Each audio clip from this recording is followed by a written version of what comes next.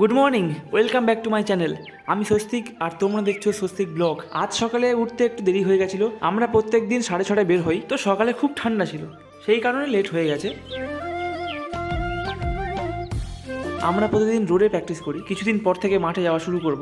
তো আজ যখন রোডে রান করছিলাম তখন এই নার্সারি দেখা হলো, শিবদুর্গা নার্সারি। তো ভাবলাম ভিতরে ঢুকে একটু দেখে আসি কি কি গাছ আছে না আছে। ভিতরে ঢুকলাম, গাছও দেখলাম, কিন্তু সেইভাবে কিছু পছন্দ হয়নি। দুটো মোসাম্বি লেবু গাছ দেখলাম, তো কাকু বলছিল খুব মিষ্টি হবে। আমরা বললাম ঠিক আছে, প্রথমে একটা লেবু পেড়ে কেটে খেয়ে দেখবো, তারপরে গাছ নেব। কাকু সে শর্তেও রাজি ছিল। এই মুসাম্বি লেবুগুলো ভালোই বড় ছিল, আমরা তো দেখে হয়ে গেছি। এই মুসাম্বি লেবুগুলো কি জাতের সেটা কারো জানা থাকলে কমেন্টে জানিও। তারপরে আমরা চলে এলাম। বাড়ি ফেরার সময় একটা সুন্দর জিনিস চোখে পড়লো, চাষি কাকুরা পাকা ধান কাটছে।